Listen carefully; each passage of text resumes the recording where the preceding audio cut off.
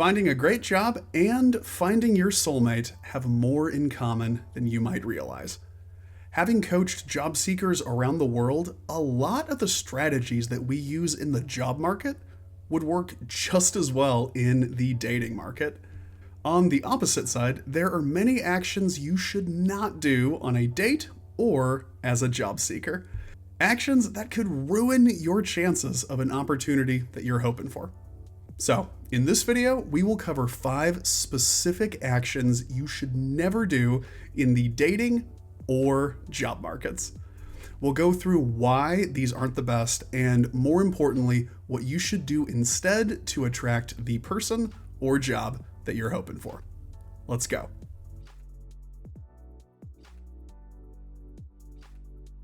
Welcome, friends. If you're new here, my name is Grant, and this channel is all about building a career that you love. If that sounds good, feel free to hit the subscribe button and follow me on LinkedIn if we're not connected there. Would love to get in touch with you. Okay, so mistake number 1. Let's imagine you met someone interesting at a speed dating event. You're talking at a bar, you're getting to know them more, and you say, "What are you looking for now?" And they respond by saying, "Anything. I don't care. Whatever the person looks like, whatever personality they have, whether they're rich, poor, smart, dumb, none of that matters to me. I will date and I am looking for absolutely anyone." It's not a very attractive offer, right? I have no standards. There's no qualities I want. I will date anybody. This same concept of "I'll accept anything" is equally unattractive when you're looking for a job.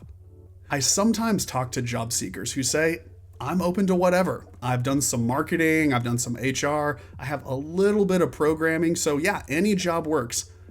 Usually they're thinking, well, if I show interest in many types of jobs, that will maximize the chance I get hired. But it's almost always the opposite. If you pursue every possible job, you're not specializing, you're not focusing how you present yourself. You'll be talking about lots of different roles in your resume and LinkedIn. Your time will be very spread out because you're going after tons of different job types. And like in the dating market, it makes you seem desperate. It sends a message of, please, please hire me. I'll do anything and any type of work. Valuable, confident, skilled professionals don't have a "please hire me, I can do anything" attitude. So instead, focus on 1 or 2 specific types of jobs. Research these jobs. Learn what qualities companies are looking for when hiring these types of people, and see how you can best show these qualities throughout your resume, LinkedIn, website, and performance in interviews. Having a focused approach where you know the type of job you want and you are showing the qualities that they look for is much more likely to get you a job offer. Next, let's imagine that you go on 2 first dates over the weekend. Date number 1 says, "I'm a funny person. I tell the best jokes. I make people laugh all the time. I really understand comedy. I'm very, very talented at humor." Versus date number 2, who doesn't just say, "I'm a funny person, I understand comedy." They say things that are actually funny and have you laughing the entire time. The 3-hour date goes by really fast because they're so fun and entertaining to talk to. You'd probably be more interested in date number 2, right? This is equally true when you're looking for a job. Don't say, "I'm an extremely motivated and hardworking programmer." Share an example of a project where you went above expectations, put in tons of effort, and achieved a fantastic result. Don't say, "I'm an innovative, creative designer." Tell a story of how you thought of a totally unique design concept and shared it with your CEO. He loved it, you created it, and it made your product better. Anyone can just list a bunch of positive words about themselves. The people who stand out in the job market and get opportunities aren't saying, "I have positive qualities." They prove they have those positive qualities with real stories and examples from their careers.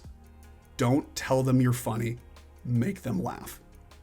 Moving to mistake number 3. Let's imagine you just went on a great first date. The night's about to end, you're hugging this person goodbye, and they lean forward and whisper in your ear. This is 100% serious. They are not joking at all. They whisper, "I'm so excited to have children with you." You probably would be like, "Whoa, I had a good time, but it is way too early for that." So this is kind of extreme, but I do see job seekers do something similar pretty often.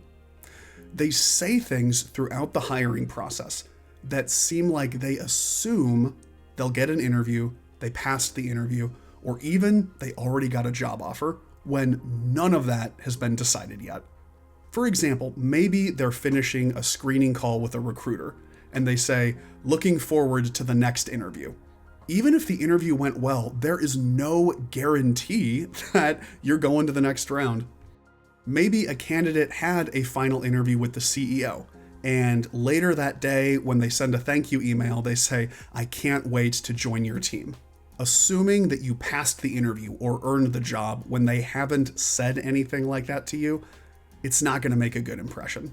So rather than saying, "I'm excited I passed the interview" or "will join the team," just say you're excited about this opportunity. When they say, "We'll email you the results of this interview," you can say, "Great, looking forward to getting those," not "looking forward to passing this round and having the next interview." Be confident, believe in yourself, you deserve to be there, but never assume that you passed the interview or got the job. For mistake number 4, let's imagine we're doing some online dating.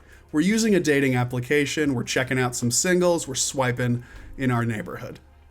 Here is profile 1's photo, and here is profile 2's photo. You're probably more interested in profile 2, right? These are much higher quality photos that make a better impression. And as a job seeker, this is also true.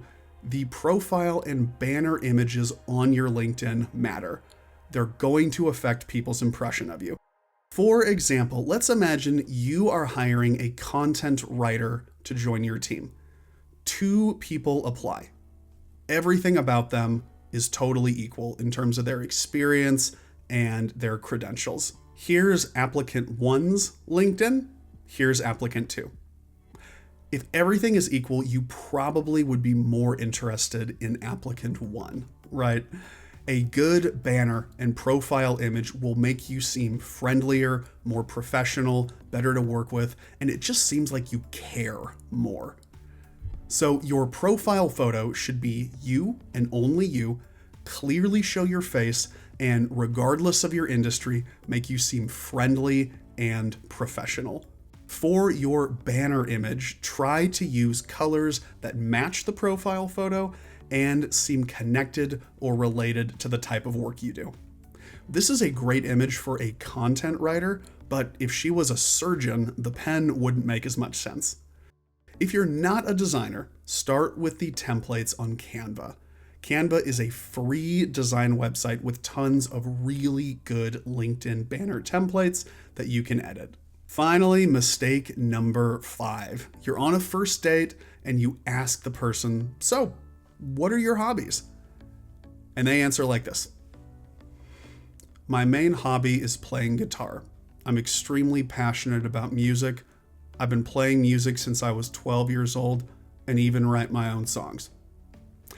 Or even worse, they take out their phone and start reading a pre-planned answer they wrote describing their hobbies. Either way, that'd be pretty weird, right? Well, a lot of people do this when they're in job interviews. They plan their answers before, they review them over and over, and then in the interview, they focus so much on remembering their planned answer that they forget about everything else. Their facial expression, their body language, their tone, the speed of their speaking, it all becomes kind of emotionless. For virtual interviews, sometimes people have their answers on their screen and they're very obviously reading them throughout the interview. You need to prepare for interviews. Organize your answers. Your words matter, but they're not everything. How you communicate, your facial expression, body language, eye contact, the tone of your voice, these are just as important as the words that you say. So here's how I help my clients go into interviews totally prepared without sounding like a robot.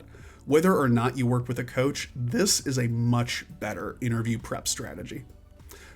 Step 1, we do research. We learn about the company so we can personalize my client's answers. We can mention things about the company situation to show how serious my client is and how prepared they are.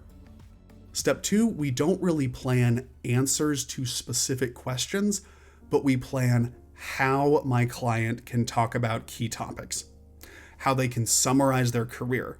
We think of 3 to 5 of their best career stories, stuff that proves they have the skills for the job, and figure out how they can explain these in an organized way, how they can share why they're interested in that role and that company, something totally unique that shows they really do want to work there. We plan good questions they'll ask and any other topics that will likely come up during the interview.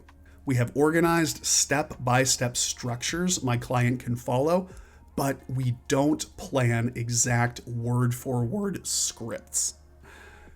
In step 3, we role play the interview. We don't just read the answers, we speak it. We do it exactly like it's the real thing. I am the hiring manager. I ask them realistic questions, but in an unexpected order. They can't just follow a script. They have to listen and respond in that moment.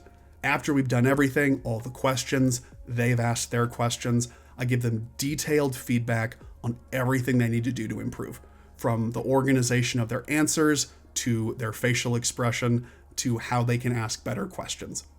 And because we record every coaching session, my client after can go back and review it themselves, see exactly what they did well and what they need to work on. Sometimes we repeat steps 3 and 4. If it's a really important interview, we might do 2 or 3 preps. But this process of writing outlines and practicing speaking them in a realistic situation, that is way, way better than trying to memorize scripts. That is how you should prepare for an interview, regardless of what language it's in.